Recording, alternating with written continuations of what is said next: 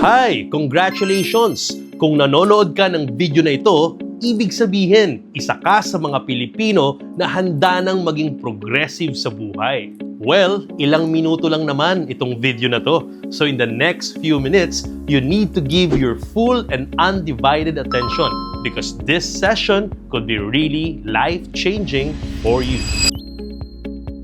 So tara, simulan na natin. Well, simple lang naman ang pag-uusapan natin ngayon.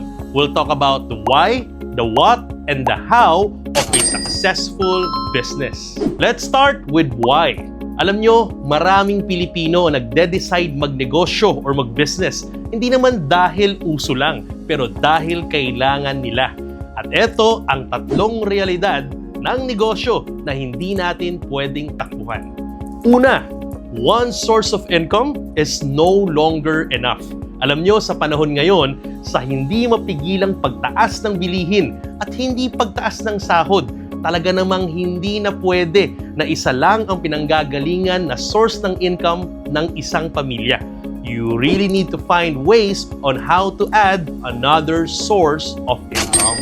Pangalawa, stable job is already a myth. You know what?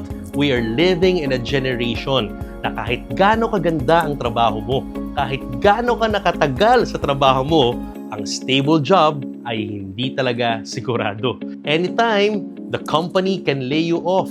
Anytime, a circumstance or event can happen na pwede kang mawala kung nasan ka ngayon. At pangatlo, savings will not grow on its own. Alam nyo, para sa mga magigiting at masisipag nating mga kababayan na may mga ipon, lagi nyong tandaan, yung ipon na yan, hindi yan lalago on its own.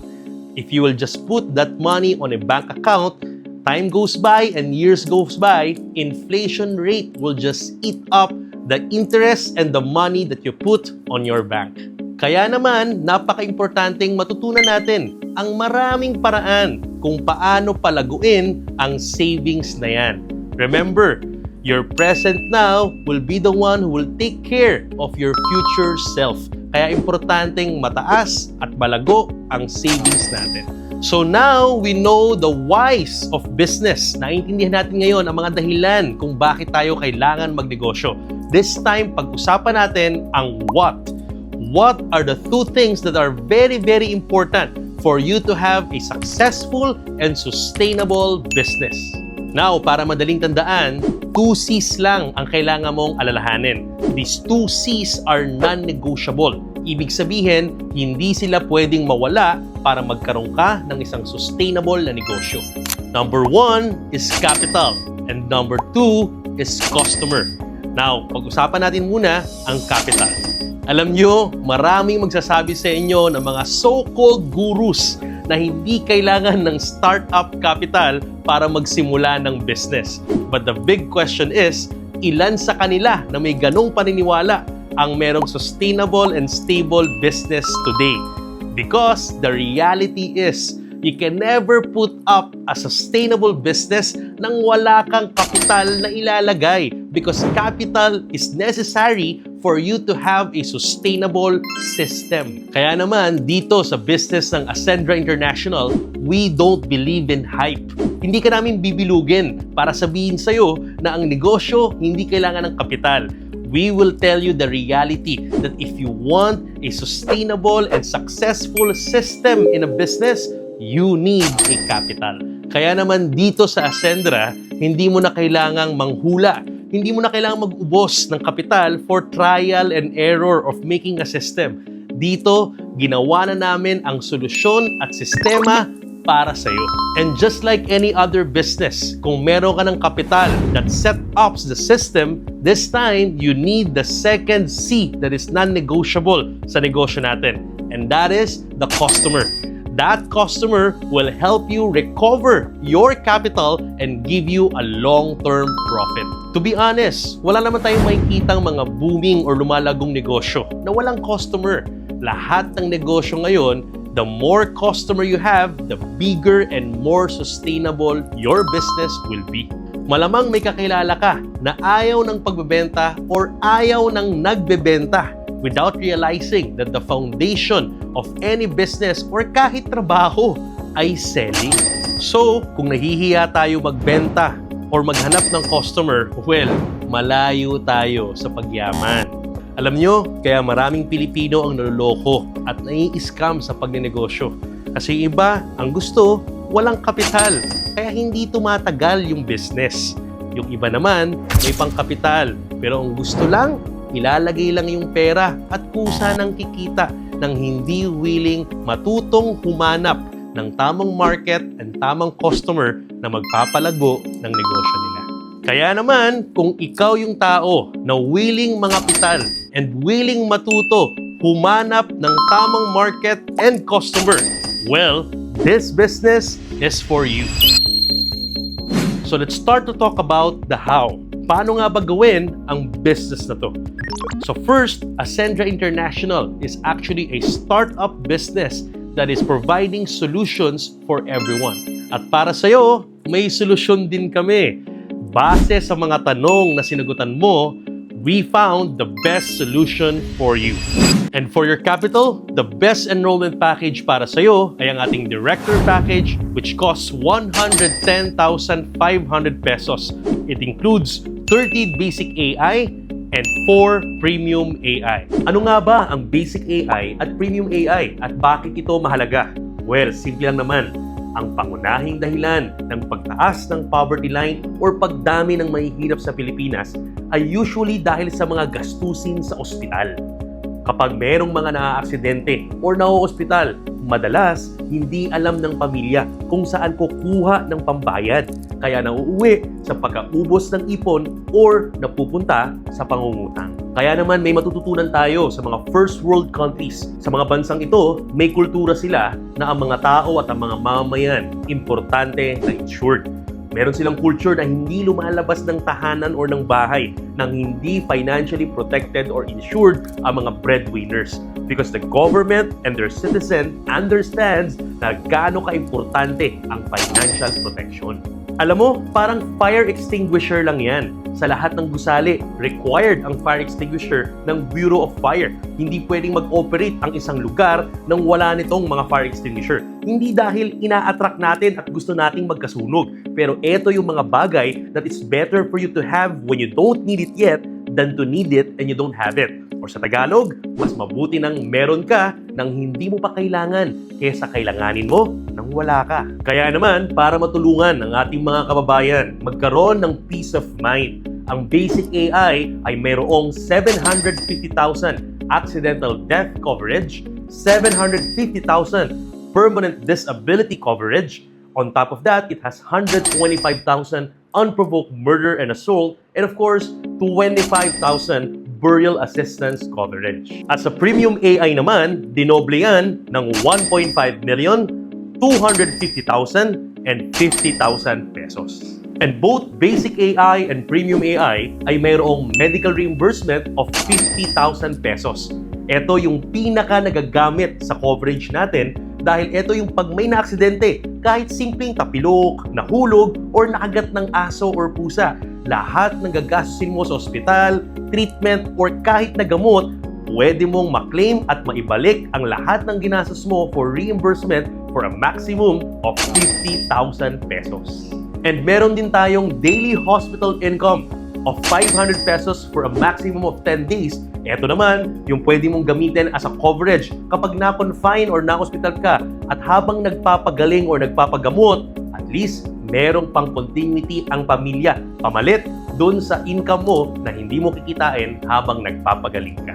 And of course, meron kayang only teleconsult 24/7, anytime, anywhere. Pwede kang tumawag sa hotline at may sasagot na nurse sa'yo para kunin ang inyong mga nararamdaman. And you can schedule a call with a medical doctor para mabigyan ka ng reseta at mapagamot natin ang inyong nararamdaman. Imagine, all of these benefits are just 3,500 pesos for basic AI and 5,000 pesos for premium AI. And covered ka na ng buong benefits na to for the whole 1 year. Talaga namang affordable and practical. Kayang-kaya ng bawat kababayan nating Pilipino. So all in all, ang lamang inventory ng Director Package mo is 132,000 pesos. Ibig sabihin, kapag na-activate natin ang lahat ng lamang inventory coverage ng package mo, you could earn around 21,500 pesos. So the question is, paano natin magagamit, may-utilize, or ma-activate ang lahat ng coverage na laman ng package ninyo? Doon papasok at pag-aaral natin yung second C ng ating business structure, and that is the customer. So kailangan nating tandaan, we have two kinds of customer. We have the warm market and we have the cold market. The warm market, ito yung mga kakilala or kaibigan mo. While the cold market, ito yung mas marami na hindi mo kakilala. So remember, itong warm market, they are already available for your business. Kaya for the next 3 months, dito tayo tututok. We will teach and guide you on how to tap the warm market.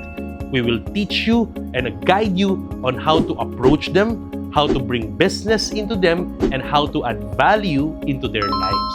While doing that, we will target your cold market. Sila naman yung mas malaking market. Kaya dito, tutulungan namin kayong i-set up ang Facebook page nyo and your social media presence that we will use to capture your cold prospects.